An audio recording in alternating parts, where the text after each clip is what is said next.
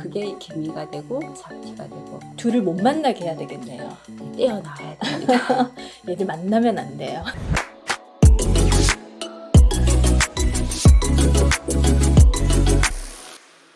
안녕하세요. 온토리TV 민수경입니다. 안녕하세요. 약사 이양란입니다. 네, 약사님 안녕하세요. 네, 안녕하세요. 제가 그 SNS를 보거나 이럴 때도 되게 이분 어쩜 이렇게 피부가 좋아 그랬는데 와 실물로 보니까 더 좋아요. 감사합니다. 네. 대표님도 네. 뭐 물광이셔요. 아니에요. 저 지금 유분기예요. 그게 더 좋은 거예요. 그런 거예요? 네. 아. 정말요. 부러워요. 전문가가 좋다고 하니까 네, 네네네. 일단 감사하게 어머 번쩍번쩍 하는 것도 네네네네. 괜찮은 거구나. 얼마나 좋은데. 네, 오늘은 그 이제 약사님께서는 실제 어떤 제품들도 많이 네. 알고 계시는 부분들도 있고 해서 네네. 저희가 일상 속에서 조금 이렇게 피부 관리 이런 데 도움을 받을 수 있는 꿀팁들을 좀 전해 들어볼까 해요. 네. 네. 저도 뭐 원래 타고나게 좋은 피부는 아니에요. 아이고, 정말이에요. 네. 저도 이제 열심히 관리도 하고 음. 그리고 이게 안에서도 채워줘야 되고 음. 밖에서도 또 들어가줘야 되기 때문에 피부에 도움되는 영양제도 먹고 있고 그래도 봄이나 여름 되면 기미가 좀 올라오죠. 아, 네. 그러니까 많은 분들이 이제 피부에 관심 많고 또 투자도 많이 하시는데 가장 큰 숙제가 사실은 기미, 맞아요. 잡티 네, 이런 네, 부분들인 것 같아요. 그것만 없어도 네. 전체적으로 피부가 보정 가능하기 때문에 오늘은 네. 그러면 기미 잡티 얘들 조금 이렇게 숨길 수 있는 방법, 좀 덜 올라오게 하는 방법 네네, 이런 것들을 좀 네네. 알려주시는 거예요? 네, 직접적인 네. 꿀팁 알려드리도록 하겠습니다. 네. 저도 타고나진 않았지만 그래도 한 가지 부분은 피부 저항성은 좀 좋은 편인 것 같아요. 피부 저항성이요? 네네. 뭐죠? 피부 저항성이? 이렇게 어렵게 말해서 그렇지 피부가 이제 둔한 거예요. 둔하다. 네, 그게 이제 네. 우리 피부 각질층이 있죠. 음. 각질층이 하는 역할이 있거든요. 네네. 그래서 그걸 각질을 너무 밀어버려도 안 좋은 거죠. 각질이 외부에서 어떤 물질이 와도 피부 속에 들어오지 못하게 막아주는 작용을 하기 때문에 조금 각질이 안정적으로 잘 잡혀 있어야 되죠. 그 반대 피부가 민감성 피부. 전해요. 안면 홍조 있으신 분들은 아. 왜 우리 피부가 얇다라고 네, 표현하죠. 네, 네. 그게 이제 피부의 각질층이 탄탄하지 않아서 피부 장벽이 덜 갖춰져서 그럴 그러니까 수도 피부를 있죠. 좀 보호해 줄 수 있는 그런 네, 네, 기능들을 네. 제대로 그렇죠. 해야 되는데 네, 그게 네. 너무 안 되거나 뭐 이러면 조금 문제가 많이 생길 수 있겠네요. 그래서 이제 저희가 이제 기미, 잡티 얘들을 조금 줄여보려고 하는데 네. 일단은 줄여야죠. 피부 저항성이 이제 좋다고 하시니까 네. 1차적으로는 다른 사람들보다는 좀 그런 데에 좀 덜 노출이 되시겠어요. 그렇지도 않아요. 아, 그래요? 네. 그냥 피부 저항성만 좋을 뿐이지 가장 강력한 네. 자외선이 오면 또 기미가 올라오기도 하고 잡티가 보이기도 하죠. 네, 그럼 뭐 화장으로 커버가 안 되는 부분이 있으니까 미리미리 생기지 않게끔 네. 억제를 해주는 방법 써야겠죠. 네. 자, 그러면 저희가 원인부터 좀 알아야 될 것 같아요. 네네. 기미 잡티가 생기는 원인은 크게 봤을 때는 유전성이 그리고 여성 호르몬이나 스트레스도 있고요. 그리고 자외선 있습니다. 자외선. 네. 그런데 유전이나 호르몬은 우리가 어떻게 할 수가 없는 거잖아요. 맞아요. 네. 스트레스는 이제 알아서 관리를 해야죠, 우리가. 네.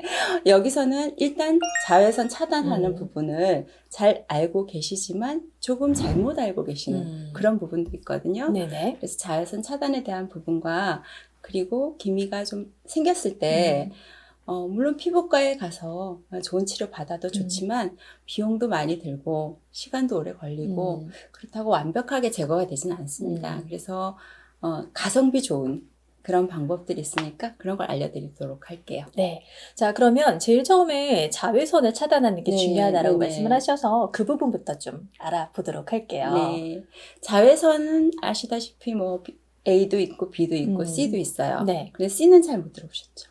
네. 자외선 C는 UVC라고 하는데 지표면까지 닿지를 않아요. 그래서 신경은 안 써도 돼요. 지금 현재는. 아예 우리한테 닿지 않는. 네, 그렇죠. 그런데 오존층이 파괴가 되면 이제 오겠죠. 네. 무섭네요, 갑자기. 자, 그럼 현재까지는 신경 써야 되는 게 네, A와 B. B. 그래서 자외선 차단제가 SPF 그리고 PA 네.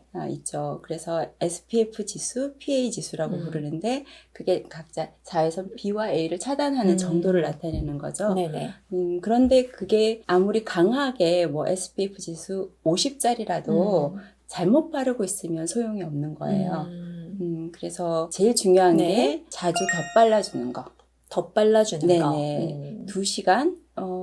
길다고 해도 3시간 안에는 덧발라주시는 게 좋아요. 근데 이제 거의 아침에 출근할 때 한번 네. 바르고 나면 네. 집에 그쵸. 가서 갈 이제 때까지 전혀 덧바르지 않는 네. 경우가 많다 또 우리가 보니까. 메이크업을 했기 때문에 또 맞아요. 자외선 차단제를 덧바르기가 힘든 부분도 있어요. 그래서 스틱형으로 나온 자외선 차단제도 있고요. 그 화장한 위에 또 바를 수 있게끔 나온 자외선 차단제도 있더라고요. 그래서 자외선 차단제도 그런 식으로 좀 덧발라주는데 내 피부 타입별로 이게 자외선 차단제가 유기물로 된 것도 있고 네. 무기물로 된 것도 있어요. 유기물, 무기물. 네, 그래서 유기물로 된 자외선 차단제를 줄여서 유기자차라고 하거든요. 뭔가 차이가 마셔야 맞죠? 될 것 같네요.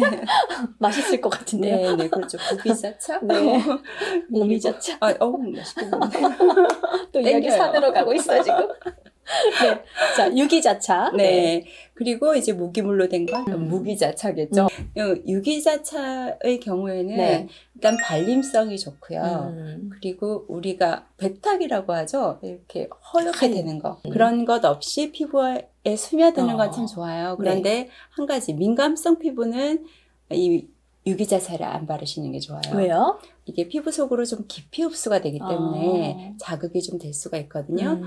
그런 경우에는 좀 물리적으로 차단해주는 UV가 왔을 때 그걸 반사시켜주는 그런 무기자차를 쓰시는 게 사실 좋고 또 요즘은 혼합형으로도 많이 나와요. 네. 그 둘의 적절한 장점들을 섞어서 그렇죠. 만든. 그래서 너무 강하지 않게끔 하면서도 백탁이 좀 생기지 않게 그런 식으로 혼합형으로 나오는 제형들도 있으니까 자기 피부 타입에 맞게 골라서 네. 자주 덧발라주시고 네, 그게 중요하겠죠. 좋습니다. 네. 그 세안도 되게 중요할 것 같더라고요. 그럼요. 여성분들이야 네. 필수적으로 그냥 폼을 많이 쓰는 편이니까 그러는데 저 주변에 보니까 뭐 남자분들 아침에 선크림을 바르는데 저녁에 세안은 그냥 물 세안 네. 정도 하는. 이 자외선 차단제만 발라도 이건 화장이에요. 메이크업이에요. 그렇기 때문에 이중 세안을 하셔야 됩니다. 네. 그래서 오일로 먼저 한번 하시고 닦아내고. 1차로 하시고 클렌징 폼 쓰셔야 하고요. 네. 그래서 그 뒤에 보습도 잘 해주셔야죠. 네. 그런 경우에 쓸 수 있는 게 프로바이오틱스 제품들도 좋더라고요. 네. 보습력이나 피부 장벽을 갖추는 역할이 뛰어나기 때문에 우리가 꼭 먹는 프로바이오틱스만 있는 게 아니라 바르는 프로바이오틱스도 있고 피부에 양보하는 프로바이오틱스도 있어요. 걔네들까지 양보해야 되는지는 몰랐어요. 양보할 게 너무 많죠. 욕심이 많네요. 그 자외선 차단제 바르는 방법도 또 따로 있나요? 효율적으로 바르는 방법은 500원짜리 동전 크기. 네. 네, 그런데 그게 사실 좀 많아요. 그럴 것 같아요. 지금 얼핏 생각해도. 그죠. 그래서 500원짜리 동전 크기로 골고루 발랐을 때는 조금 그 시차를 더 두고 덧발라줘도 돼요. 네. 그렇지만 그 정도 바르지 않을 거면 조금 더 자주 바르시는 게 좋고요.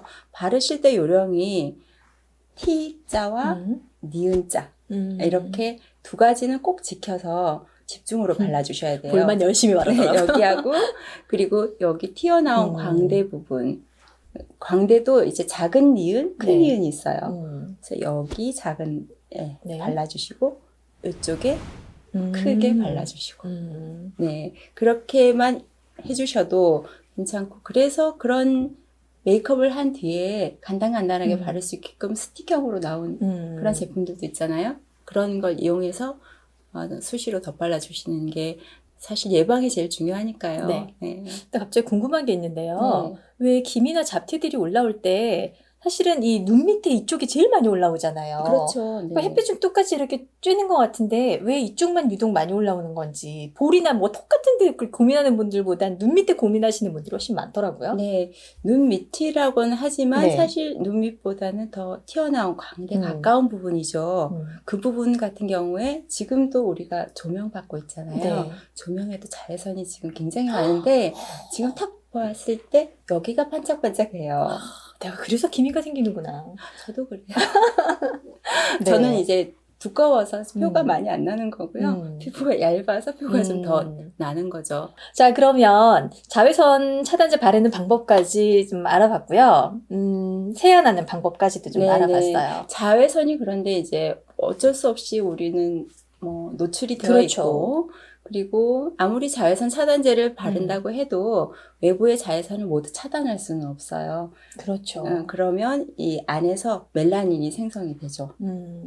저 안 깊숙이 있어야 될 멜라닌이 점점 이제 밖으로 나오는 거죠. 네, 자외선을 만나면 이제 피부 바깥으로 드러나게 되는 거예요. 그게 기미가 되고 잡티가 되고 둘을 못 네. 만나게 해야 되겠네요. 네, 떼어놔야 됩니다. 얘들 만나면 안 돼요. 그래서 자외선 네. 차단제를 쓰는 건 자외선이 오는 걸 막아주는 역할을 하는 건데 자외선이 왔을 때 피부 속에서 일어나는 반응들 중에서 멜라닌이 생성되는 걸 중간에서 또 억제를 해주는 그런 크림들도 있습니다. 얍! 네, 갑자기 제가 뿅 하고 나타나서 방해를 했는데요. 여기서 이야기를 잠깐 끊고요. 다음 시간에 제가 UV 차단하는 방법에 대해서 조금 더 자세하게 설명을 좀 드리고 싶어요. 직접 제품과 함께. 이 제품은 어느 제품이든 관계는 없는데 바르는 타입에 따라서 이런 스틱형과 그리고 쿠션형 이것의 장단점과 어떻게 바르는 게 가장 효율적으로 잘 발라주는 건지에 대한 이야기도 좀 해보고요. 그리고 SPF나 PA 지수를 우리가 일상생활 혹은 야외 활동 혹은 바캉스나 일광욕 해수욕 할 때 어느 정도 수치를 가지고 어떻게 발라줘야 되는지도 구체적으로 제가 직접 이야기를 좀 해드리고 싶고요. 또 한 가지는 또 많이들 하시는 질문, 메이크업을 할 때 메이크업에 있는 자외선 차단 지수들이 있는 제품들이 있는데 그걸 바를 때 굳이 이런 자외선 차단제를 따로 발라줘야 되는지 이런 질문도 많이 하시거든요. 거기에 대한 세부 사항도 말씀드리고 또 마지막으로 이중 세안, 우리가 자외선 차단제 바르고 이중 세안 한다고 말씀을 드렸었죠. 그 부분에 대한 이야기를 하면서 그 후 관리, 보습 관리 이게 아주 중요하거든요. 피부 노화를 막는 지름길이에요. 제가 하는 보습 관리 어떻게 하는지 직접 보여드릴게요. 그래서 다음 영상은 그걸로 좀 준비를 해서 제가 보여드리는 방송 한번 해드리고요. 그리고 실제로 멜라닌이 이렇게 이제 피부 밖으로 나와서 기미 잡티가 생겼을 때 어쩔 수 없잖아요. 그럴 때 그걸 최소화할 수 있는 가성비 좋은 방법, 약국에서 가능한 방법, 그리고 병원에 가서라도 처방을 받아서 연고든 사용을 할 때 가장 효율적으로 내 피부에 자극 없이 바르는 방법 역시 제가 쓴 방법인데요. 이 꿀팁 알려드릴까 말까 생각했는데 전격 공개하겠습니다.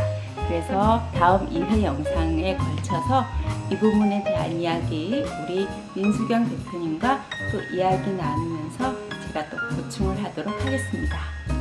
자, 오늘도 행복하고 기미 잡티 없는 하루 보내시고요. 저는 또 재밌는 그리고 유용한 이야기로 찾아오겠습니다. 안녕. 맞다. 구독, 좋아요 꼭 눌러주세요.